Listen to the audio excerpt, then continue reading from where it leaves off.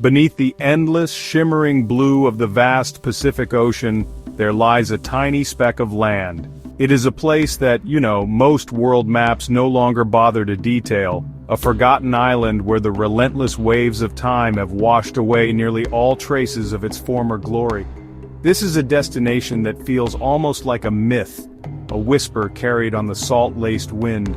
So few travelers ever find their way here. In a given year, perhaps only 200 souls will set foot upon its shores, making it one of the least visited places on the entire planet. This quiet, isolated land is named Nauru. Its story is a phantom tale, a legend that seems too strange to be true. There was a time, not so long ago, when this small island held the title of the richest nation on Earth, measured per soul. Its people lived in a world of unimaginable wealth, a paradise built on a hidden treasure buried just beneath their feet.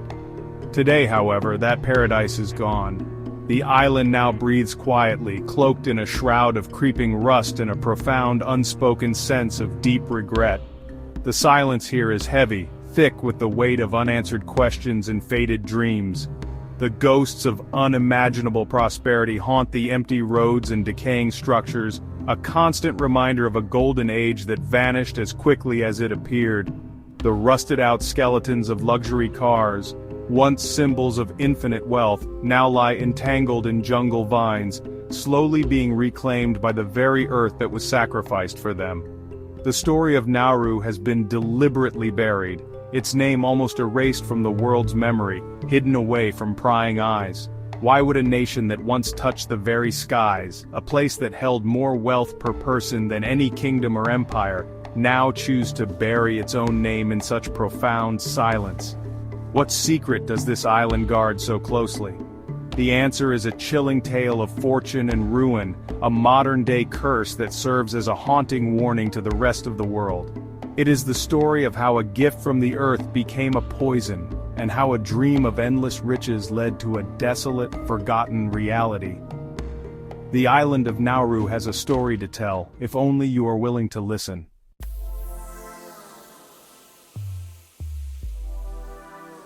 Long before empires reached the Pacific, Nauru was a sanctuary. Ancient stone, vibrant life, and skies filled with migratory birds. Birds brought life, leaving behind rich guano that shaped the island's core. Nauru's people lived in harmony, their culture rooted in land and sea. But this paradise would soon be discovered, its sanctuary threatened by the world's hunger for more.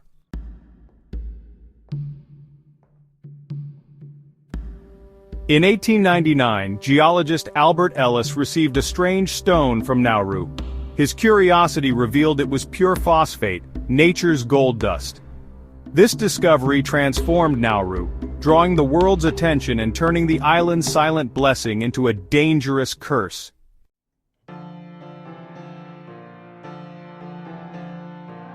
The mining began with a brutal efficiency that would define the island's fate for the next century. Giant mechanical claws and excavators were brought ashore, machines that seemed like metallic monsters against the island's gentle landscape. They began to tear into the earth, methodically stripping away the topsoil and the ancient layers of guano. The process was relentless. They were not just digging, they were systematically scraping away the very skin of the island, leaving behind a barren skeletal landscape. The rich, dark earth, which had taken millennia to form, was scooped up, crushed, and loaded onto ships, disappearing over the horizon to enrich foreign fields. First, it was Germany that oversaw the extraction. Then, after the First World War, the island's administration was passed to a consortium of powers: Australia, New Zealand, and the United Kingdom. These nations acted as trustees, but their primary interest was not the welfare of the Nauruan people. It was the continuous, uninterrupted flow of phosphate.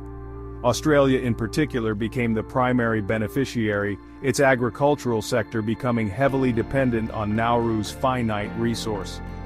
For decades, the island's wealth was drained away, its natural inheritance exported for a fraction of its true value, leaving deeper and deeper scars upon the land. The Second World War brought a new and even more brutal chapter of occupation. The Japanese Empire seized Nauru, recognizing its strategic value. The mining continued, but now it served the Japanese war effort. The Nauruan people suffered terribly during this period, with many forcibly deported to other islands to serve as laborers, where a significant portion of them perished from starvation and disease. When the war ended, and the survivors returned, they came back to an island that was even more wounded, its resources further depleted, its people traumatized. The land was a graveyard of military equipment and broken dreams. Yet, through all this turmoil, a new consciousness was beginning to stir among the Nauruan people. They had witnessed their home being carved up and sold off by a succession of foreign masters. They understood that the ground beneath their feet held a power that could grant them control over their own destiny. The desire for self-determination grew stronger with each shipload of phosphate that departed their shores. They dreamed of a day when the wealth of their island would belong to them, a day when they could finally stand as a sovereign nation, independent and free from the grip of others.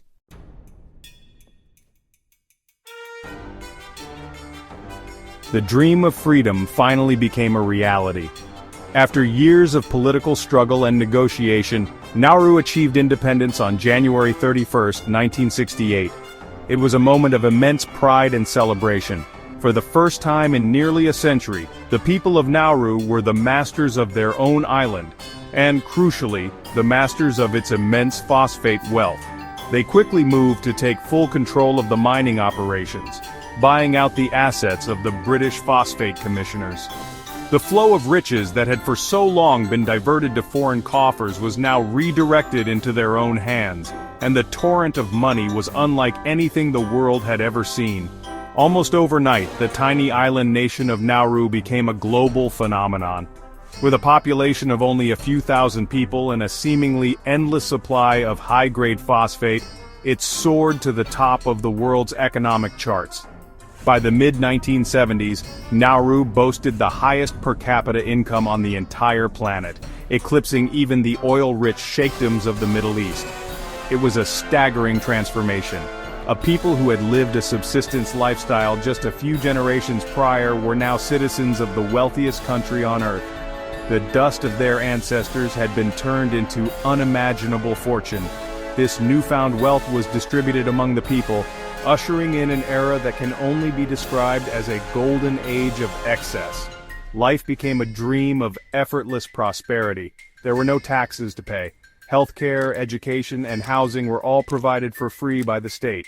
Nauruans traveled the world, shopping in the finest boutiques of Honolulu and Melbourne. The island's government invested in a fleet of aircraft, creating Air Nauru, which humorously became known as the Millionaire's Taxi Service, flying to destinations its citizens wished to visit, often with few other passengers. A kingdom had been born from dust and birds, a modern fairy tale written in dollars and cents. The curse that had been whispered about seemed like a distant, forgotten fable. In this moment, it felt as though the gift of the earth had finally delivered on its promise, offering a life of comfort and security beyond anyone's wildest imagination.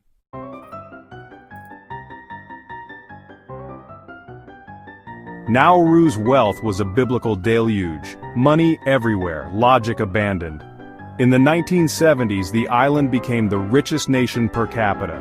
Luxury cars rusted in the jungle, police drove Lamborghinis, and fortunes were withdrawn in sacks. The old ways faded, replaced by opulence. But this golden delirium was an illusion, beautiful but destined to vanish.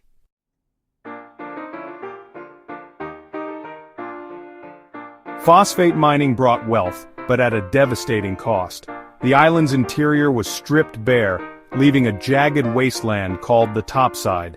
Life was forced onto a thin coastal strip as the heart of Nauru became uninhabitable. Vegetation withered, water vanished, and the birds disappeared. The paradise was replaced by rusted machinery and abandoned dreams. Stray dogs roamed the ghostly roads, reminders of a lost golden age. 90% of the land was destroyed, no longer able to grow food. In seeking riches, Nauru had made itself poor forever.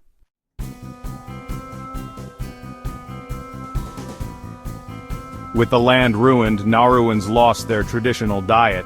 Imported processed foods replaced fresh fish and coconuts, triggering a health crisis. Obesity and diabetes rates soared, overwhelming the once excellent healthcare system. Life expectancy plummeted. The wealth that promised comfort brought only sickness. The land was hollowed out, and so were its people, rich in possessions, poor in health. The phosphate that fed the world left Nauru unable to feed itself. As the money ran out, the true cost of their choices became clear.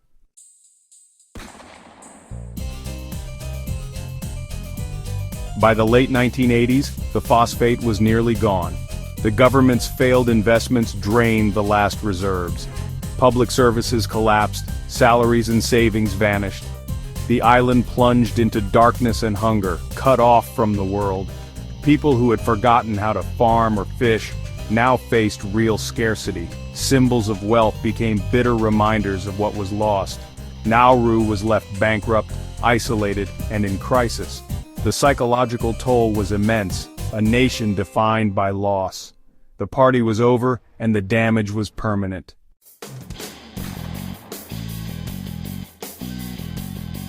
As Nauru's economy collapsed, a new industry emerged: detention centers hidden on the topside. In exchange for Australian aid, Nauru hosted offshore camps for asylum seekers. Refugees fleeing danger found themselves imprisoned in a land they never chose. Nauruans became silent witnesses, bound by economic necessity. Journalists were kept out, and secrecy was strictly enforced. The island became a fortress, its suffering hidden from the world. Guards blocked access, and surveillance was constant. This was Nauru's new reality: survival through silence.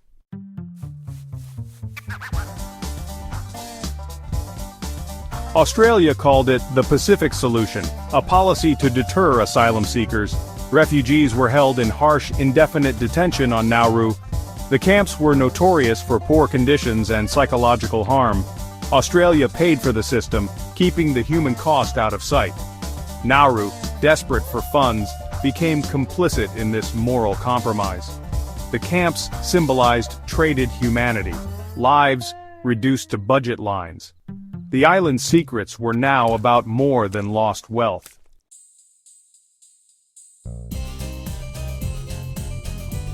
Nauru imposed extreme barriers to media, ensuring a blackout. Stories leaked only through whistleblowers and former detainees. The world was kept from seeing the children behind fences and the trauma inside the camps. Australia's human rights image clashed with its offshore reality. Secrecy allowed cruelty to persist, with Nauru as the silent warden. The island's curse shifted, from environmental ruin to moral compromise. Nauru traded its soul for survival, becoming a repository for another nation's problem. The silence was the final price of its long history of exploitation.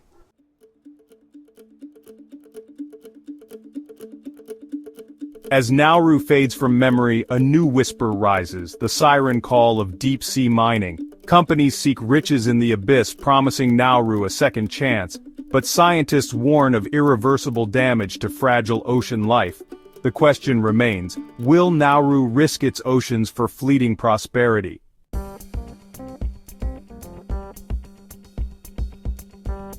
Before the machines and the mining, the people of Nauru believed in Bura, a spirit of creation tied to the land and sea. Now the altars are gone, the land stripped bare, and the prayers have changed. The island waits, hoping for restoration, for a miracle born not of gods but of human hands.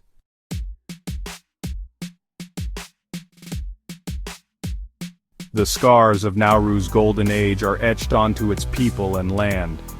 Once abundant, now hollowed out, the island's wealth brought chronic disease and loss of tradition. The health crisis mirrors a crisis of identity, leaving Nauruans stranded between a lost paradise and an uncertain future, bearing the deep scars of excess.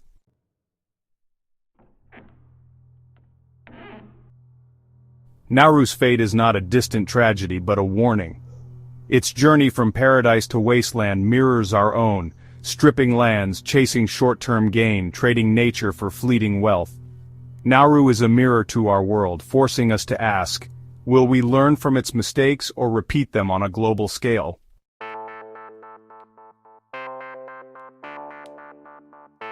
In the ruins, something still breathes. Deep beneath the ash, life endures. A single lagoon, a fragile sanctuary, where fish swim and the sky is clear. Nauru's scars run deep, but its story whispers, true wealth is not money but life, memory and balance. Will we listen?